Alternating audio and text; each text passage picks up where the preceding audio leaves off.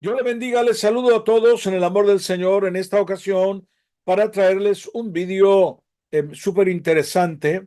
Se trata de varios temas sobre el origen de los gitanos y la primera parte de las persecuciones, en especial del Holocausto, y luego después, en la última parte, tratamos también de las persecuciones en los años desde los Reyes Católicos en adelante. El vídeo dura 1 hora y pico, pero considero que merece la pena escucharlo y verlo porque lo que estamos dando ahí, todos son datos realmente históricos, ¿verdad? Y también el reconocimiento en cuanto al sufrimiento del holocausto gitano, que hizo un monumento Angela Merkel cuando era presidenta de Alemania. Así que bueno, yo considero que es importante verlo para saber más en cuanto a las persecuciones de los gitanos, lo que sufrieron también en el Holocausto y también sobre el origen hebreo de los gitanos. Hay que verlo con atención a aquellos que realmente están interesados, aunque les parezca que es un poco largo, pero es que son datos. Por cierto, atención que tenemos muchos problemas para hablar de la persecución de los gitanos, créanme, porque YouTube nos restringe. No lo comprendo, no lo entiendo, pero es así. En el momento que pronunciamos algunas palabras en cuanto a la persecución gitana, ¡pam! Enseguida restringe y por eso ahí saco letreros diciendo que hemos tenido que cortar en algunos cachos que se nota por no tener que editarlo de nuevo porque nos restringen. Entonces, bueno, a ver si en esta ocasión tenemos la oportunidad de que al menos salga. Por ello, le invito a que ustedes lo compartir con otros. Es importante porque no se conoce realmente el holocausto gitano ni la persecución a los gitanos. Tengo varios vídeos hechos. Vamos a ver si, porque los tuve que quitar de YouTube porque me restringía, los estoy tratando de remodelar a ver si es posible de que los puedan permitir. Amén. Así que les dejo con este documental largo, pero interesante si realmente quieres conocer las persecuciones a los gitanos y también sobre el origen hebreo. Que Dios les bendiga. Espero que disfruten dentro de lo que cabe, porque hay cosas tristes que se dicen. No podemos poner muchas imágenes del holocausto, porque de nuevo les digo que también lo restringe. Entonces, bueno, ahí vamos luchando a ver. Que Dios les bendiga y espero que todos aprendamos mucho de los datos que ahí damos.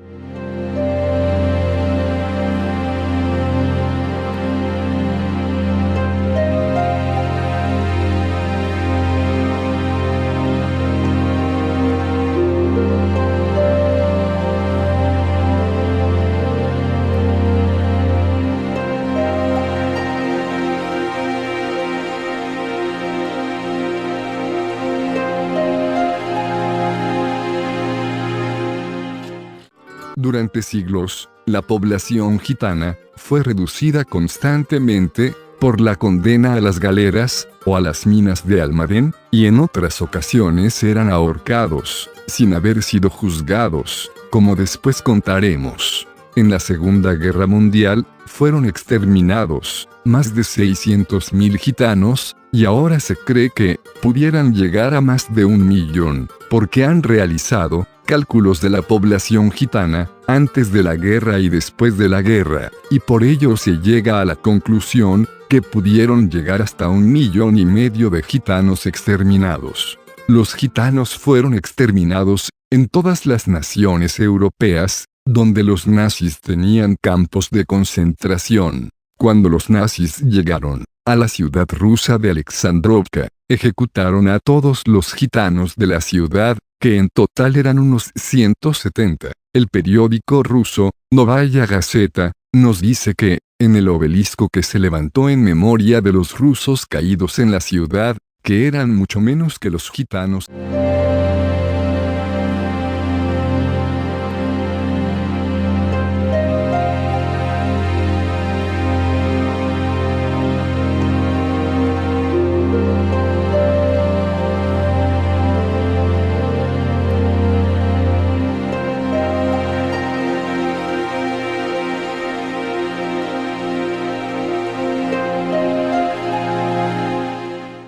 hay ni una sola mención a los gitanos, aunque los ciudadanos de la ciudad lo saben.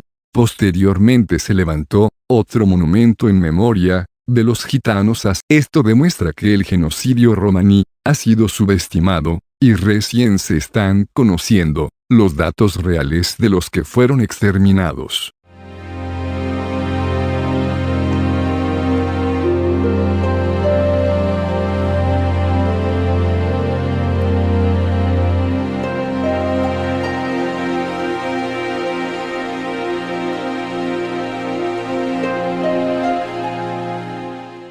En algunas páginas de información sobre el genocidio nazi contra los gitanos, se da la siguiente cifra por los nazis. En Estonia, aproximadamente el 97% de los romaníes fueron exterminados. En Letonia, murieron de 3 a 8 mil gitanos. En Croacia, aproximadamente el 90% de los romaníes fueron exterminados. En Polonia, alrededor del 70% de los romaníes murieron. En la URSS, en los territorios ocupados, hasta el 50% de los romaníes fueron destruidos. Según Besonovo, el exterminio gitano se extendió por toda Europa. Entre esos huesos secos, se encontraban miles y miles de gitanos. La población gitana fue reducida drásticamente.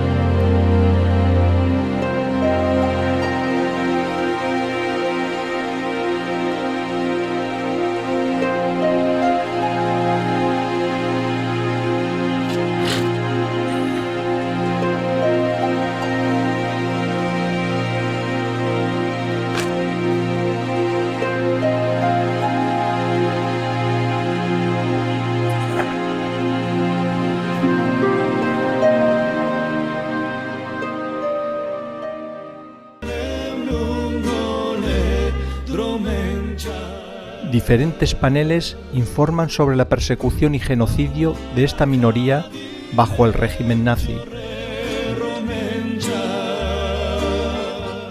La forma redonda del memorial es un reflejo de la igualdad, y el agua simboliza las lágrimas.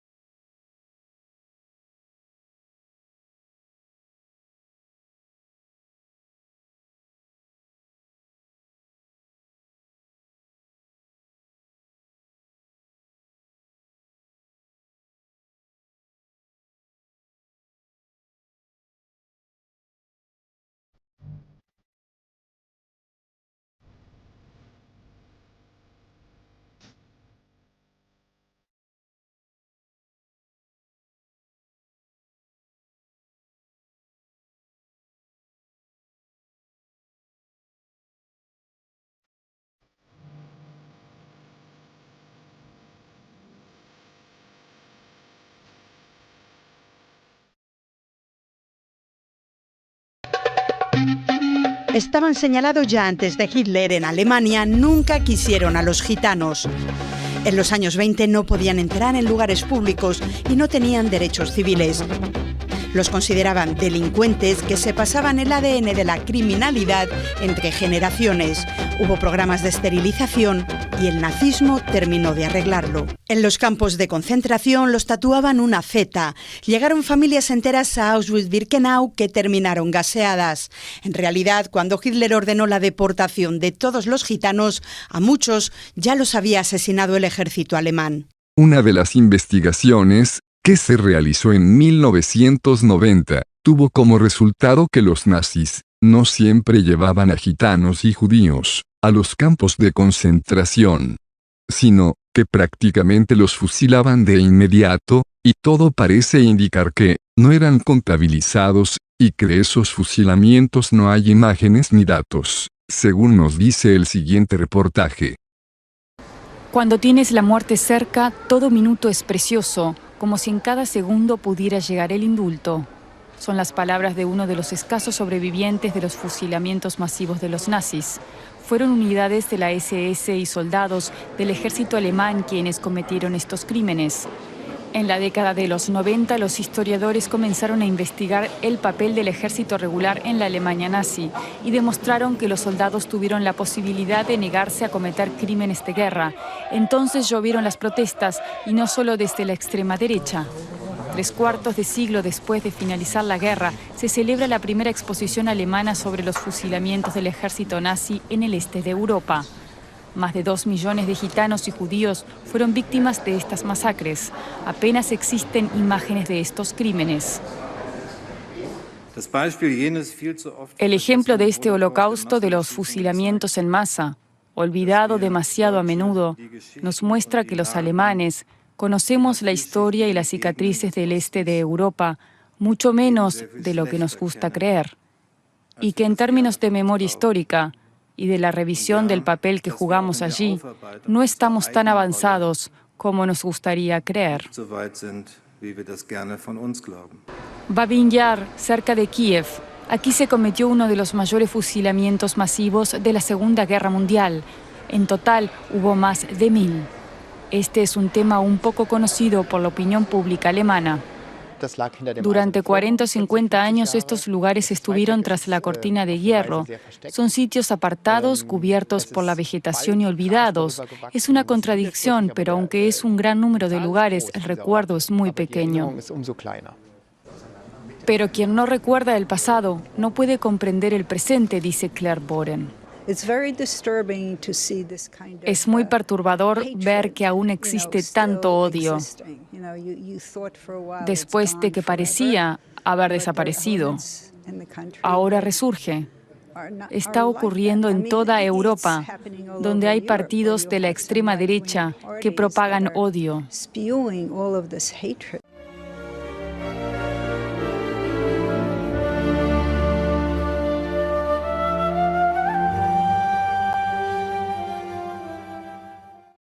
Los nazis utilizaron una crueldad extrema contra los gitanos, como las imágenes que estamos viendo de la película Quemados por el Sol, que nos cuenta la historia real de cómo los nazis quemaron vivos un campamento gitano porque los odiaban.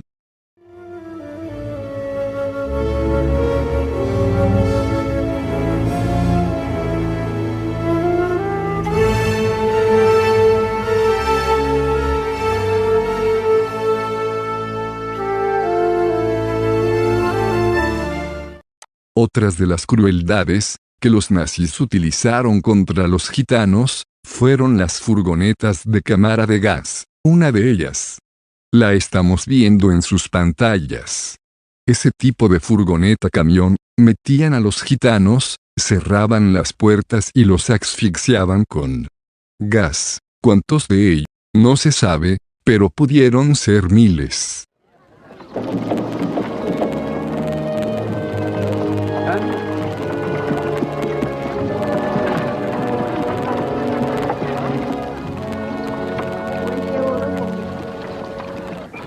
Mirad, Hungría.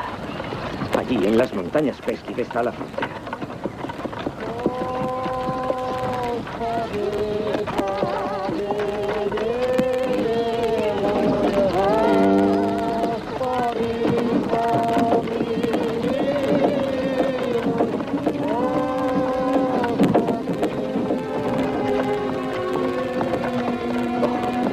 mío. ¿Quiénes sois? ¿Polacos? ¿O gente como esta? Hemos venido a enterrarles. Gitanos o no gitanos, son seres humanos, no perros. Somos como ellos. Nos gustaría enterrarles. Venid con nosotros.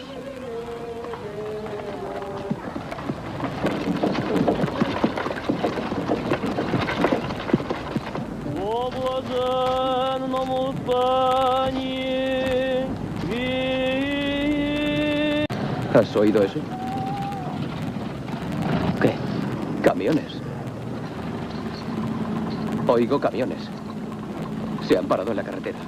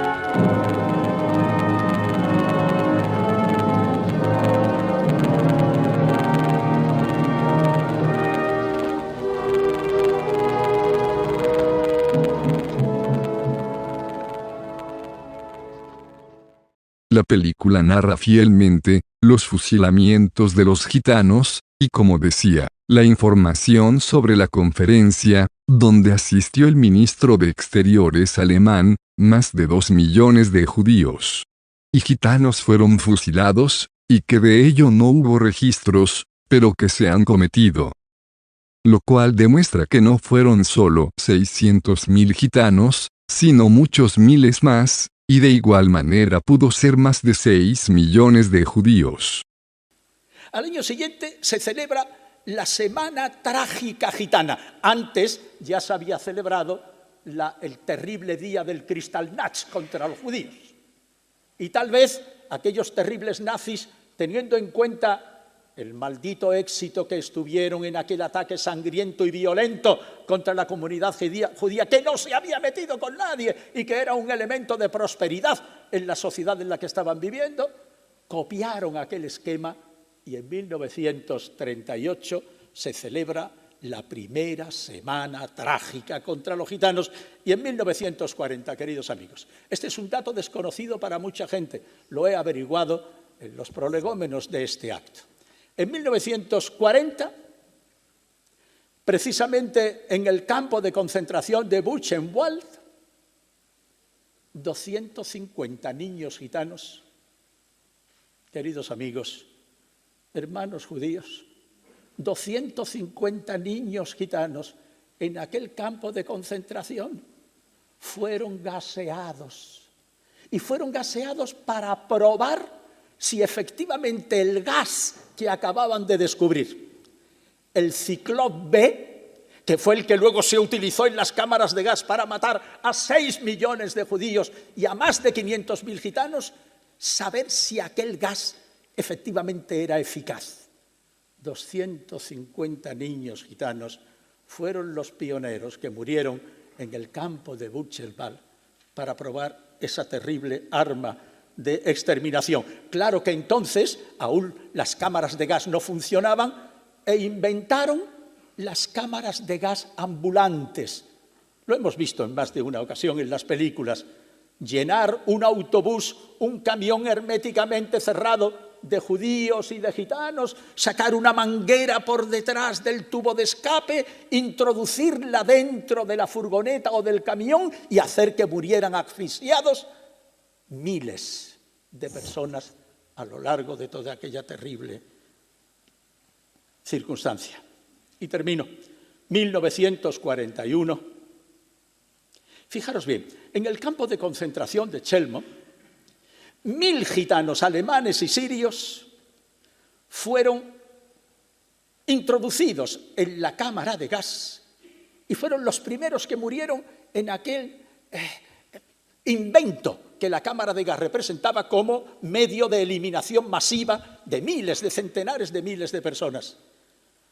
Una vez más, queridos hermanos judíos, nos tocó ser a los gitanos los pioneros del exterminio, porque eso pasó en 1940 y las cámaras de gas empezaron a funcionar a todo meter, con una velocidad extraordinaria y con un rendimiento, maldito rendimiento extraordinario. Los gitanos no se han contado de forma correcta.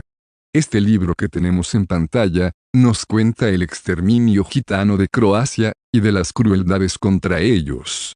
El libro narra escenas terribles, demostrando que la crueldad contra los gitanos fue más fuerte que contra los demás. En el campo de concentración de Jasenovac, los mantenían desnudos y descalzos, golpeándolos con extrema crueldad y placer, y les obligaron a matarse el uno al otro. Las informaciones dicen que el 90% de los gitanos de Croacia fueron exterminados, entre ellos 5.600 niños. Las historias son interminables. Así, los gitanos que quedaron no tenían esperanza, estaban desalentados, después de tantos familiares muertos. Pero en medio de esta desesperación, Dios comenzó a hacer una obra increíble, Dios comenzó a restaurarlos, sus vidas espirituales. Y aquella restauración salieron de aquellos huesos secos y sin esperanza.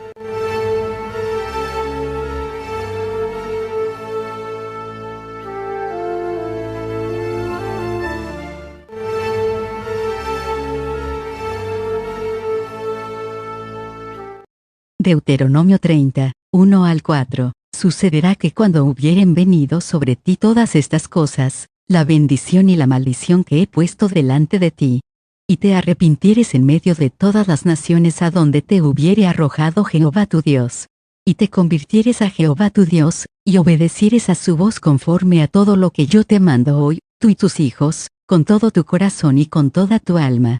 Entonces Jehová hará volver a tus cautivos, y tendrá misericordia de ti, y volverá a recogerte de entre todos los pueblos a donde te hubiere esparcido Jehová tu Dios. Aun cuando tus desterrados estuvieren en las partes más lejanas que hay debajo del cielo, de allí te recogerá Jehová tu Dios, y de allá te tomará. Esta es la base fundamental, para que Dios haga volver a su pueblo, la casa de Israel, es el arrepentimiento de los pecados. Cuando la casa de Israel se arrepientese, Dios pondría un sentimiento de pertenencia al pueblo de Israel.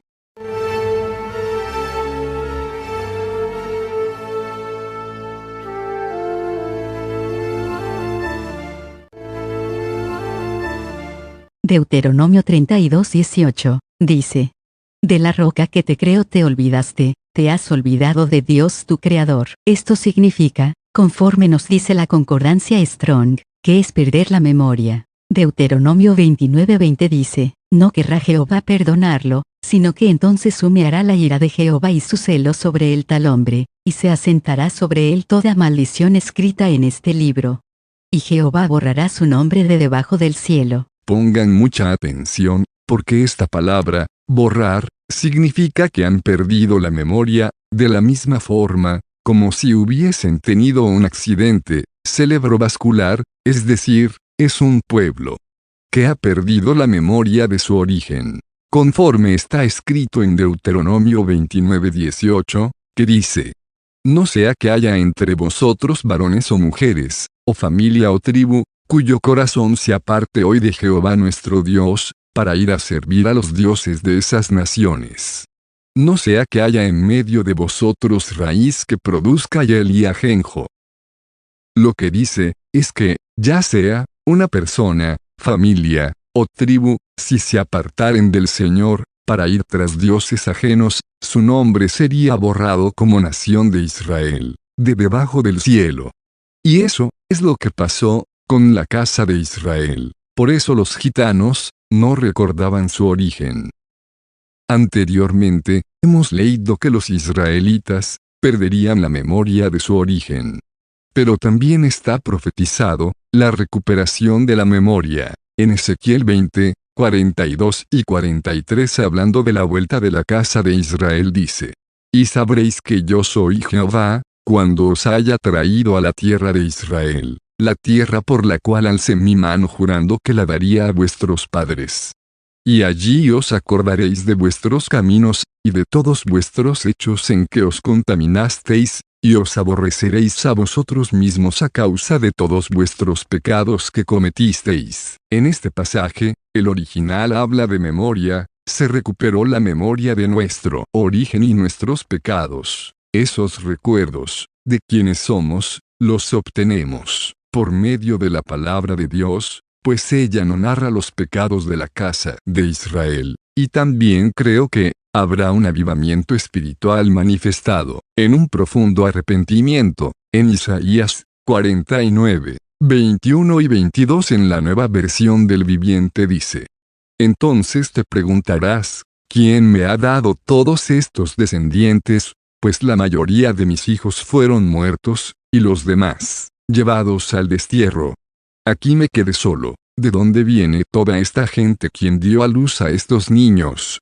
¿Quién los crió por mí? Esto dice el Señor soberano: Mira, les daré una señal a las naciones que no temen a Dios. Te traerán a tus hijos pequeños en sus brazos, traerán a tus hijas sobre los hombros. Como podemos observar, estos versículos hablan de una restauración de Israel. En el verso 21, se hacen una pregunta y dicen: ¿Quién me engendró estos? Esto indica que creían que estaban muertos, como dice más abajo, pero de repente se encuentran con una multitud tan grande que no caben todos en la tierra de Israel. Esto se refiere al momento cuando aparecen la casa de Israel, que son los gitanos.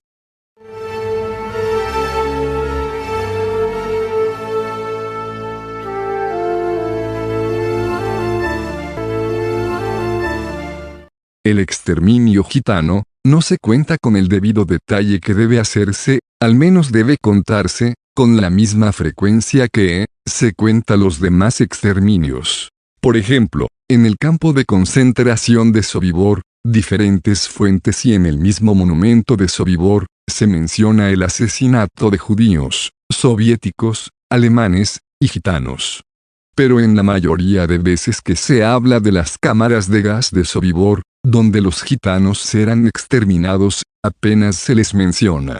El libro que tenemos en pantalla, en la página 160, menciona de 5 testigos, dijeron que los gitanos fueron llevados a Sobibor. En esta misma página 160, dice que cuando los nazis se llevaron judíos y una gran cantidad de gitanos, de los guetos, los que se resistieron, fueron fusilados, y los demás fueron llevados a Sobibor. En la página 181 de este mismo libro, dice que llevaron un enorme cargamento de gitanos a Sobibor. Toda esta información nos indica que, posiblemente miles de gitanos polacos fueron gaseados en Sobibor.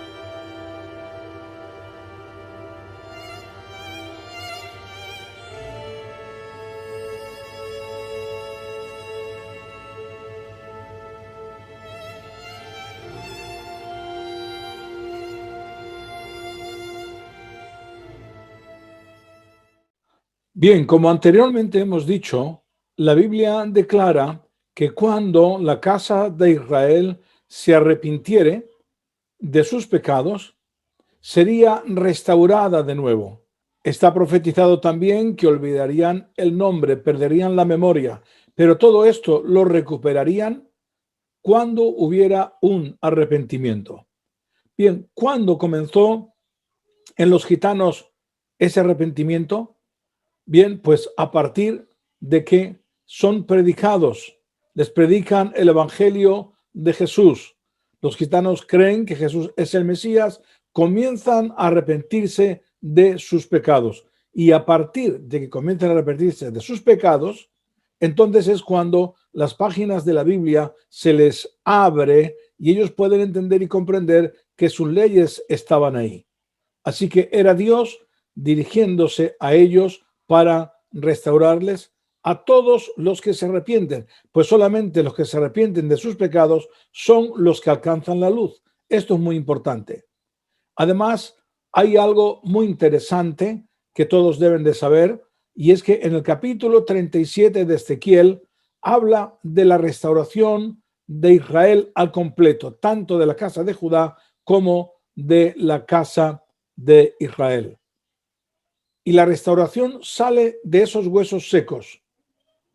Y así encontramos que hay dos restauraciones en Ezequiel 37, que es muy amplio de explicar y que ya lo expliqué en el libro Los gitanos, tribus perdidas de Israel. Una era la restauración física de Israel, que fue realizada en 1948 con la casa de Judá, y la otra era espiritual, que después también se va a materializar en cuanto a la restauración física, pero en cuanto a la casa de Israel, primero tenía que ser el arrepentimiento, que era una restauración espiritual. Posteriormente de la restauración espiritual es cuando es llevado de nuevo a su tierra. Ahora, tanto unos como otros, lo que decían es que somos muertos del todo y era como que ya no había esperanza, porque tanto judíos como gitanos habían sufrido un holocausto horrendo, que como ya se ha dicho anteriormente, en cuanto a los gitanos, hay muchos más que fueron asesinados de los que hasta ahora se pensaban. Por lo tanto, fue terrible. Y dentro de toda aquella persecución y asesinatos, entonces Dios saca de aquellos huesos una restauración de Israel en el sentido físico y también en el sentido espiritual, y que ahora también veremos cómo se cumple en cuanto a la casa de Israel, que son los gitanos. Así que vemos el cumplimiento profético. Sé que los judíos, ellos no creen en cuanto al Mesías, que sea Jesús, pero lo importante es que a partir del 1950, la casa de Israel, que son los gitanos, comienza a haber un arrepentimiento de sus pecados. Y esa es la clave. Dios dijo en el Antiguo Testamento, como hemos leído, que cuando hubiera arrepentimiento de sus pecados, entonces comenzaría esa restauración. Y eso es lo que sucedió y eso es lo que sigue sucediendo. Por ello lo que pasa es que en los gitanos hay como una especie de sello. Una vez que se arrepienten de sus pecados, de su pasado, hay un sello. Ese es un sello que Dios pone en ellos por medio del Espíritu Santo. Y es la restauración de la nación de Israel que sucedería al final de los tiempos, antes de la venida del Mesías. Cuando no había esperanza, donde la destrucción acabó con 6 millones de judíos. Cuando se decían somos del todo acabados. Egypt? No. Soviet Union? Yes. United Kingdom? Abstain. The United States? Yes. Resolution of the Dutch Committee for Palestine was adopted by 33 votes, 13 against, 10 abstained. Llevado por su espíritu hasta un valle repleto de huesos viejos y secos que allí estaban esparcidos por todas partes. Entonces él me dijo: Hijo del hombre, ¿pueden estos huesos volver a la vida? Yo repliqué: Señor, solo tú conoces la respuesta.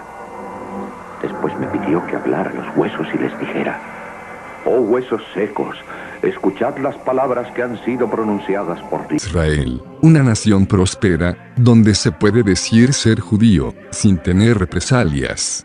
Es el hogar de los judíos hebreos. Israel era un país destruido, abandonado, pero Dios dijo que hasta el desierto florecería, y en Isaías 35:1 dice, se alegrará el desierto y la soledad. El yermo se gozará y florecerá como la rosa. Así, Dios ha cumplido la restauración de esos huesos secos, formando la nación de Israel, que había estado esparcida por unos 2000 años por toda la tierra de Israel. ¿Ustedes creen que Dios va a dejar de cumplir su palabra? Si Dios ha dicho que la casa de Israel, que son las 10 tribus, volverían a Israel, no volverán. Si la casa de Israel no vuelve a su tierra como está profetizado, eso significaría que Dios no cumple su palabra, y eso es imposible. Números 23:19 dice, Dios no es hombre para que mienta, ni hijo de hombre para que se arrepienta. Él dijo, y no hará, habló, y no lo ejecutará. Ezequiel 12:28 dice, diles, por tanto, así ha dicho Jehová el Señor, no se tardará más ninguna de mis palabras, sino que la palabra que yo hable se cumplirá, dice Jehová el Señor. Por ello, debemos escudriñar la Biblia, y si la Biblia dice que las tribus de Israel volverán, es que están vivas. Existen, pues Dios no va a decir blanco por negro. Leamos algunos pasajes de la Biblia, donde Dios dice que la casa de Israel volverá a su tierra. Profecías de la vuelta de Israel. Isaías 11:12. Juntará a los desterrados de Israel y reunirá a los esparcidos de Judá de los 4 puntos cardinales de la tierra. Isaías 35:10 dice, y los redimidos de Jehová volverán, y vendrán a Sión con alegría, y gozo perpetuo será sobre sus cabezas, y retendrán el gozo y alegría, y huirá la tristeza y el gemido. Oseas 3:5. Después volverán los hijos de Israel, y buscarán a Jehová su Dios, y a David su rey, y temerán a Jehová, y a su bondad en el fin de los días. Jeremías 30:3. Porque vienen días, afirma el Señor, cuando yo haré volver del cautiverio a mi pueblo Israel y Judá, y los traeré a la tierra que di a sus antepasados, y la poseerán, afirma el Señor. Ezequiel 11:17. Di por tanto, así ha dicho el Señor Jehová, y os recogeré de los pueblos, y os allegaré de las tierras en las cuales estáis esparcidos, y os daré la tierra de Israel. Ezequiel 28:25. Así ha dicho el Señor Jehová, cuando juntaré la casa de Israel de los pueblos entre los cuales están esparcidos, entonces me santificaré en ellos a los ojos de las gentes, y habitarán en su tierra, la cual di a mi siervo Jacob. Ezequiel 38:8. De aquí a muchos días serás tú visitado. Al cabo de años vendrás a la tierra salvada de la espada, recogida de muchos pueblos, a los montes de Israel, que siempre fueron para asolamiento. Mas fue sacada de las naciones, y todos ellos morarán confiadamente.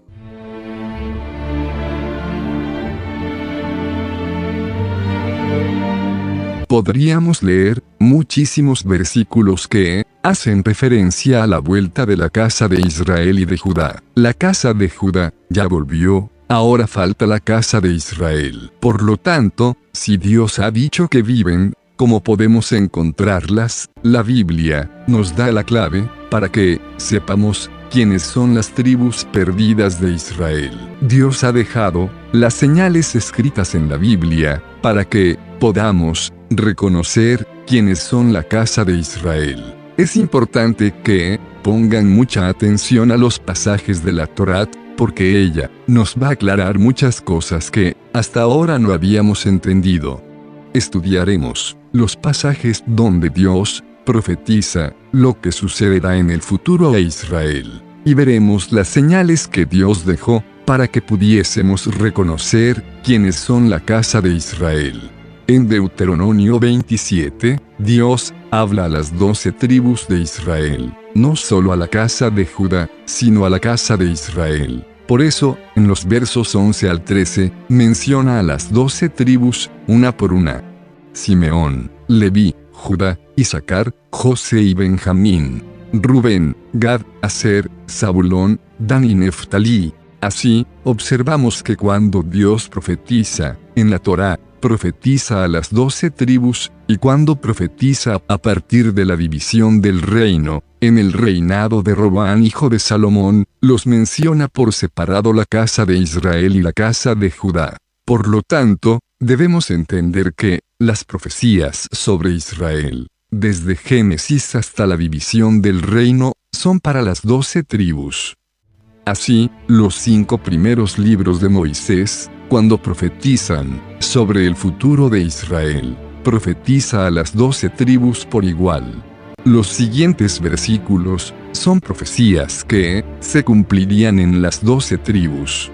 Así, si los gitanos son las tribus perdidas, las mismas profecías que se han cumplido en los judíos, se deben haber cumplido en los gitanos. Examinemos las profecías que se cumplieron por igual en la casa de Judá y la casa de Israel. La primera señal es que serían dispersados por todas las naciones, y Deuteronomio 28:64 dice: Y Jehová te esparcirá por todos los pueblos, desde un extremo de la tierra hasta el otro extremo. La Biblia profetiza que esa dispersión duraría hasta el final de los tiempos. Zacarías 10:6 dice: Porque yo fortaleceré la casa de Judá, y guardaré la casa de José, y los haré volver, porque de ellos tendré piedad, y serán como si no los hubiera desechado. Porque yo soy Jehová su Dios, y los oiré.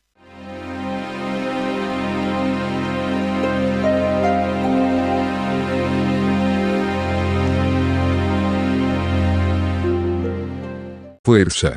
Segundo, fueron esparcidos por toda la tierra.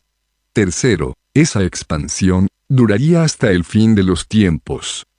Ahora surge una pregunta: ¿conoce usted algún pueblo, tribu, que cumpla estos requisitos? Pero pongan atención, porque hay mucho más. La segunda señal está en la segunda parte del versículo 64 de Deuteronomio 28 y dice así: Y allí servirás a dioses ajenos que no conociste tú ni tus padres, al leño y a la piedra. Esta parte del verso también implica obligar, pues la palabra hebrea utilizada para servir es la palabra hebrea abad, que también se utiliza en Éxodo 1:14 para decir obligar. La historia nos cuenta que los judíos fueron obligados a convertirse al catolicismo. Los gitanos eran cristianos, pero no eran cristianos católicos. Según nos cuentan algunos historiadores, como Elie Cohen, que dice que los gitanos en el Imperio bizantino eran cristianos y judaizantes, pues no comían alimentos inmundos, guardaban el sabbat, pero no circuncidaban a los hijos. Pero al llegar a Europa, se someten a la Iglesia católica. Y buscaron el favor de ella, y pidieron salvoconductos a papas y reyes. Pero todo este apoyo les sirvió para los primeros años, después de los cuales comenzó una brutal persecución a partir de los reyes católicos, y siguiendo a través de los siglos. Con la colaboración de la Iglesia católica. Señal número 3. Deuteronomio 28:66 dice: Y tendrás tu vida como algo que pende delante de ti, y estarás temeroso de noche y de día, y no tendrás seguridad de tu vida. Este temor, que habla este versículo, los gitanos lo han vivido durante siglos, pues tenían que huir constantemente, porque no les dejaban habitar en ninguna parte. Los gitanos, por miles de años, tuvieron que recorrer toda la tierra, huyendo de las persecuciones. Señal número 4, Deuteronomio 28:62. Dice: Y quedaréis pocos en número, en lugar de haber sido como las estrellas del cielo en multitud, por cuanto no obedecisteis a la voz de Jehová tu Dios. Llegados a esta señal, debemos detenernos un poco, porque las persecuciones contra el pueblo gitano han sido subestimadas y son poco conocidas. Las persecuciones contra los gitanos a lo largo de los siglos son interminables, por ello contaremos algunas de ellas. Las persecuciones no comenzó con los reyes católicos, sino miles de años atrás. En el año 2700 a.C., el rey Salmanasar los llevó cautivos a Asiria. Los asirios eran uno de los ejércitos más crueles de su tiempo. Algunos dicen que arrancaban la piel a tiras y los exponían en plena calle, para que los demás temieran. 100 años después de que el rey asirio se los llevara cautivos, vino Nabucodonosor y la mitad de las tribus de Israel, que estaban cautivos en Asiria, fueron llevados a Babilonia. Unos 250 años después, Alejandro Magno se llevó a la otra mitad, y se los llevó a Egipto, junto con los que estaban en Babilonia. Unos 100 años después de Alejandro Magno, Antíoco Epífanes persiguió a los judíos en todas las partes donde pudo, y puso la cabeza de un cerdo en el lugar santísimo, en el templo de Salomón. Después vino las persecuciones con el Imperio Romano, donde 500.000 judíos fueron asesinados y 100.000 llevados cautivos. La casa de Israel, que según Flavio Josefo, estaban al otro lado del Eufrates, huyeron de un lugar a otro y muchos de ellos fueron de nuevo a Egipto. Allí permanecieron hasta el siglo VI, momento que los musulmanes invaden Egipto, y tienen que huir de nuevo. Posiblemente muchos de ellos, antes de salir de Egipto, fueron asesinados. Los documentos que hablan de la llegada de los gitanos a Europa, ellos dicen que tuvieron que huir de Egipto, porque los musulmanes les echaron. Todos los documentos antiguos que hablan de la llegada de los gitanos, dicen que llegaron de Egipto, y en el documento de Arras, Francia, dice que fueron expulsados por los musulmanes. El documento que tenemos en pantalla fue otorgado a Juan del Egipto Menor, y fue autorizado por Alfonso el Magnánimo. El documento que están viendo es del 1682 y se menciona que las gitanas de Egipto van a cantar alabanzas al niño Dios. Hay muchísimos documentos que dicen que los gitanos vinieron de Egipto. Antes de la llegada a Alemania y Francia, los gitanos vivieron por algunos cientos de años en el Imperio Bizantino, y de allí tuvieron que huir perseguidos por los musulmanes. A su llegada tuvieron buena acogida, pero no duró mucho tiempo, y comenzaron a publicarse leyes contra los gitanos en toda Europa, leyes que les condenaban a ser esclavos. En España les condenaban a las galeras, donde la mayoría morían, y los que no morían, les enviaban a las minas de Almaden, donde la mayoría moría, por el contacto con el mercurio. También les podían condenar a cortarles las orejas, y a latigazos. Desde los reyes católicos hasta Carlos III, se dictaron unas 280 leyes contra los gitanos, les prohibían todo tipo de oficios, y solo podían servir de esclavos.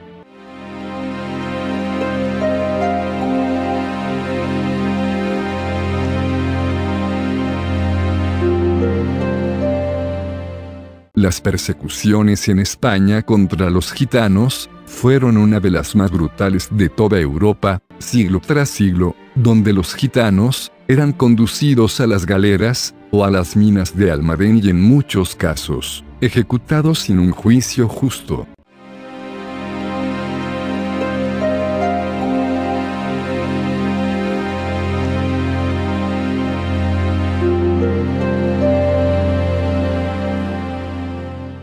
En 1492 los reyes católicos expulsan a los judíos de España, y los que se quedan son obligados a convertirse al catolicismo.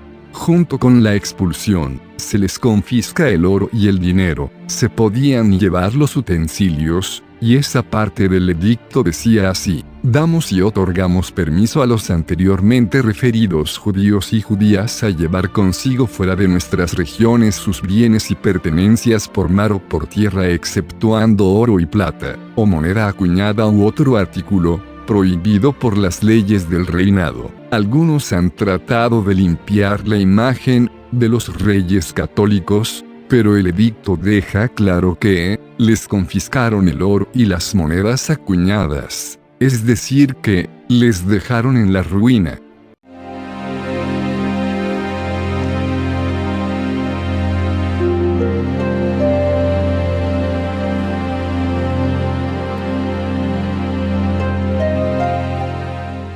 Siete años después de la expulsión de los judíos, se ordena la expulsión de los gitanos. La pragmática contra los gitanos decía así: mandamos a los egipcianos que andan vagando por nuestros reinos y señoríos con sus mujeres e hijos, que del día que esta ley fuera notificada y pregonada en nuestra corte y en las villas, lugares y ciudades que son cabeza de partido hasta 60 días siguientes, cada uno de ellos vivan por oficios conocidos y mejor supieren aprovecharse, estando de estrada en los lugares donde acordasen asentar o tomar vivienda de señores, a quienes sirvan y les den lo que hubiere menester, y no anden juntos viajando por nuestros reinos, como lo hacen, o dentro de otros 60 días primeros salgan de nuestros reinos, y no vuelvan a ellos, en manera alguna, so pena que si en ellos fueren hallados, o tomados, sin señores,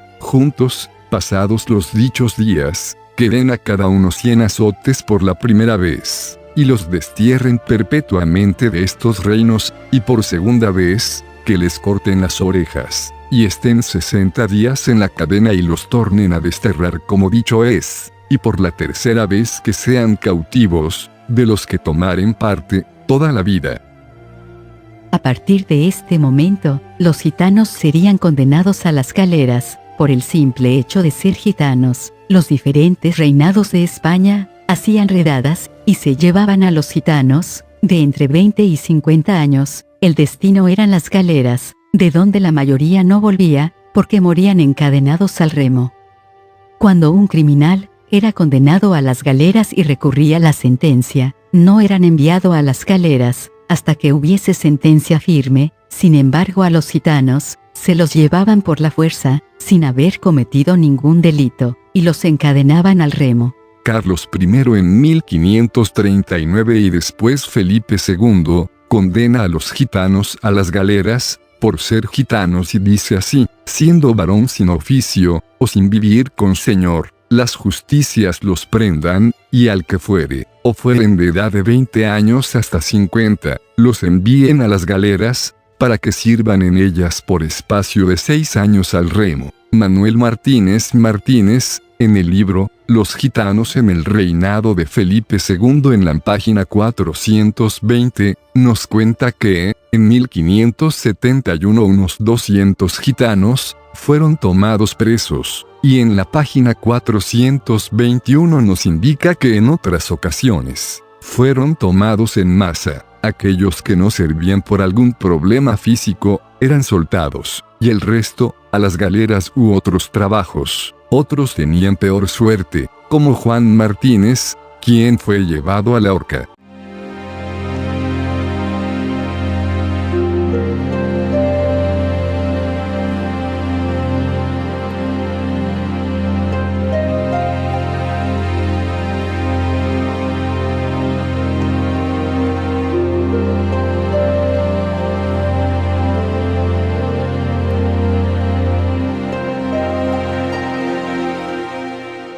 Según una cédula de 25 de febrero y 11 de agosto de 1573, en el reinado de Felipe II, se volvió a escribir a las justicias, para que se enviaran a todos los gitanos útiles para el remo a las reales galeras. El 19 de diciembre del 1639, otros 500 gitanos fueron llevados por la fuerza a las galeras. Así sucedía. Cada cierto tiempo, muchas familias gitanas se quedaban sin varones, ya que apresaban a todos desde los 20 años a los 50, pero a veces apresaban a niños de 14 años y gitanos de 60 años. 6 años después, en 1645, de nuevo en el reinado de Felipe IV, se ordena que disponga que se lleven a las galeras todos los gitanos que anduvieran vagando, según está dispuesto en las leyes.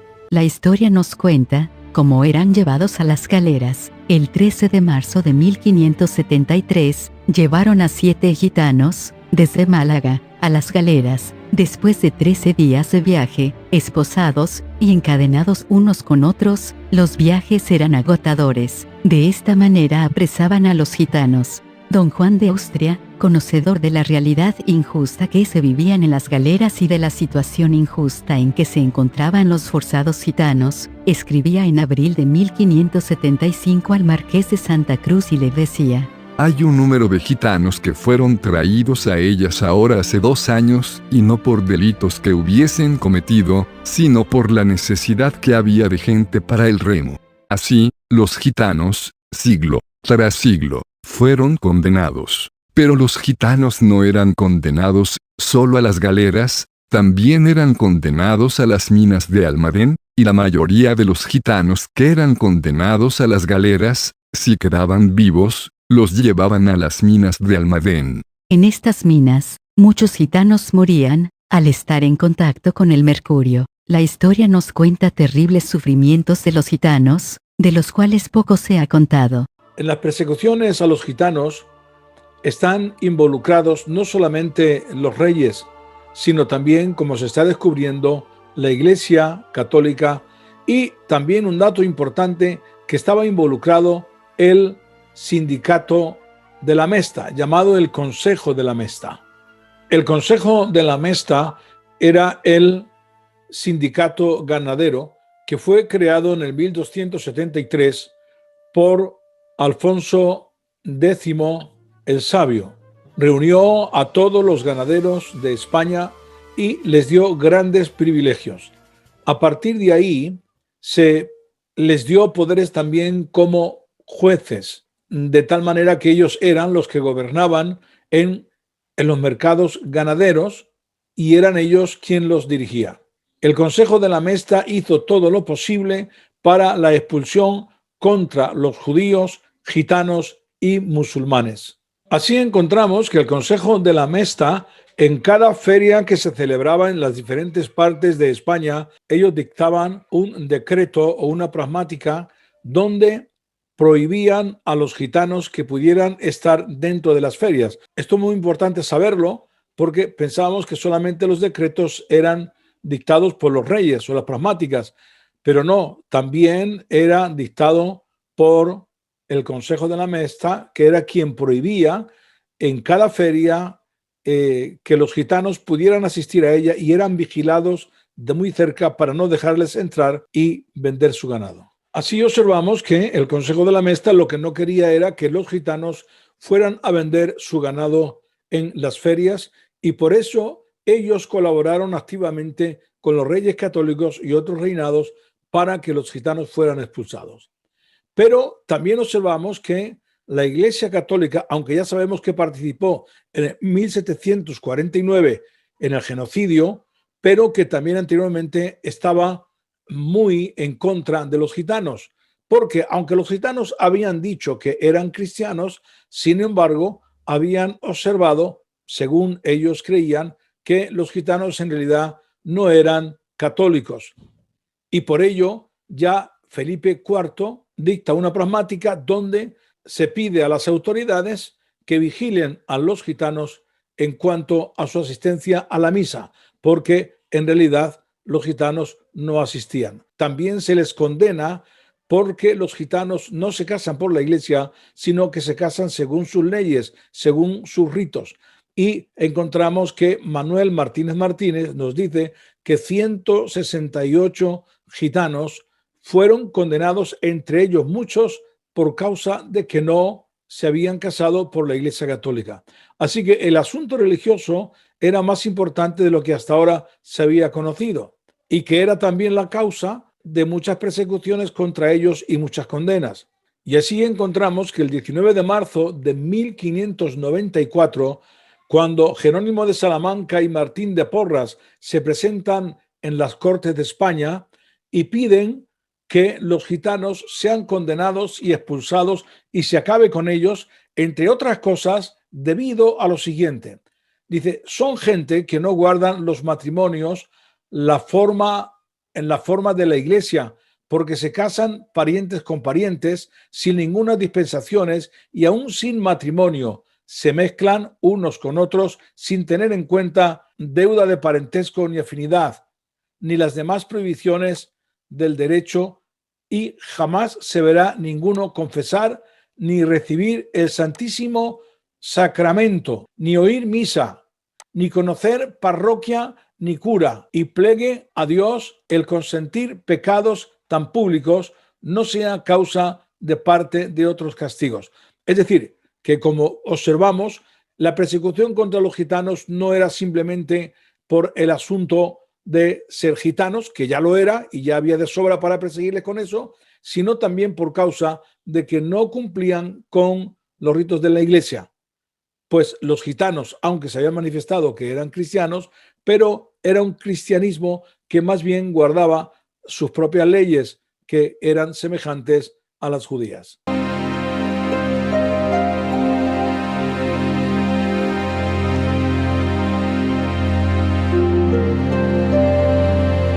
Cuando se enviaba a los gitanos a las galeras, nunca era como consecuencia de haber tenido un juicio, sino simplemente por el hecho de ser gitanos, ya que no querían utilizar a otras personas españolas para las galeras.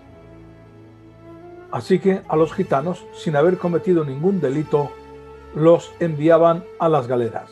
Pero en muchos otros casos no fueron enviados a las galeras, sino los ahorcaban. Los culpaban de ciertos delitos, los cuales no habían sido comprobados con rigor de que los gitanos los hubieran cometido, y los llevaban directamente a la horca. Así es que Juan de Quiñones, cuando se dirige a Felipe IV en un libro que le titula Discurso contra los gitanos, se lucra en el libro de haber ahorcado en una ocasión a 4 gitanos, en otra ocasión a 5 gitanos, en otra ocasión a 3 gitanos más, y los últimos parece ser a un matrimonio gitano a los cuales bautizaron al pie de la horca. Algo terrible. Todo esto sin previo juicio, sin comprobar si eran culpables o inocentes. También se lucra de haber enviado a cientos de gitanos a las galeras. Después del discurso de Juan de Quiñones, vino el de Sancho de Moncada con el discurso, La expulsión de los gitanos, en el cual dice 1001 patraña contra los gitanos, al igual que el de Quiñones. Hubo en España recompensas contra los gitanos, como el comisario Cesareo, que tenía poder como juez itinerante.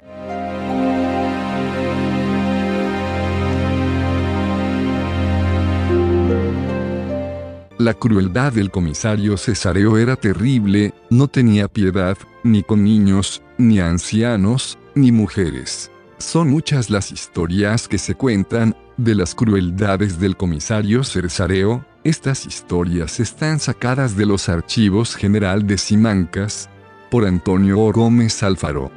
El gitano José Saavedra era perseguido por el comisario de Tomás Cesareo. Le acusaba de haber robado un caballo, robo que no había cometido. José y su familia, tratando de protegerse del comisario, se metió en la iglesia católica de Barajas de Melo, Cuenca. En el patio de la iglesia estaba Manuela Fernández, esposa de José Saavedra, y dentro de la iglesia estaba José, su madre, y uno de sus hijos menor de edad. El comisario y alcalde pidieron ayuda de la población, los cuales posiblemente aparecieron con palos y armas para atrapar al gitano. Al observar que la esposa está en el patio, la turba aprovechan esta oportunidad para tomar a la gitana como rehén, y brutalmente se echaron sobre ella. La gritería de la turba hicieron aparecer a sus hijos, que eran pequeños y que estaban dentro de la iglesia, acompañando a su padre. El gitanico José, desesperado porque habían atrapado a su esposa, salió a defenderla, con unas tijeras, al grito desesperado que decía: «Lo único que quiero es el derecho de asilo que se concede a toda persona». A ese griterío de pedir el derecho de asilo, se unió su hijito, gritando, con desesperación la misma petición que su padre. Al final, el gitano José, para librar a su esposa de la turba, se entregó voluntariamente. El comisario Cesareo metió en la cárcel al gitano, y les quitó los burros que tenían, dejando a la familia en la miseria. Después de muchas crueldades contra los gitanos, las autoridades comenzaron a vigilar al comisario, debido a que unas 10 personas no gitanas denunciaron al comisario. Debido a que no solamente confiscaba los pocos bienes que los gitanos tenían, sino que multaba a todos los payos que hacían tratos con los gitanos, y a los que les daban limosna. El comisario ganó mucho dinero, confiscando los bienes de los gitanos. Pero hay un refrán que dice: la avaricia rompe el saco. Al final las autoridades le concedieron los derechos de 4 provincias de España, con la condición que él tenía que pagar de bolsillo a los soldados que estaban bajo su mando. Es de lógica comprender que como los derechos de justicia que tenía eran las provincias de Guadalajara, Cuenca, Toledo y Madrid, los gitanos se fueron de esas ciudades y contornos, y así el comisario enemigo de los gitanos no tenía competencia fuera de esas ciudades que le habían asignado, antes acampaba a sus anchas por toda España y hizo estragos. Pero a partir de ese momento solo tenía competencia en dichas ciudades. Así, acabó en la ruina económica, y nunca más volvió a detener a ningún gitano.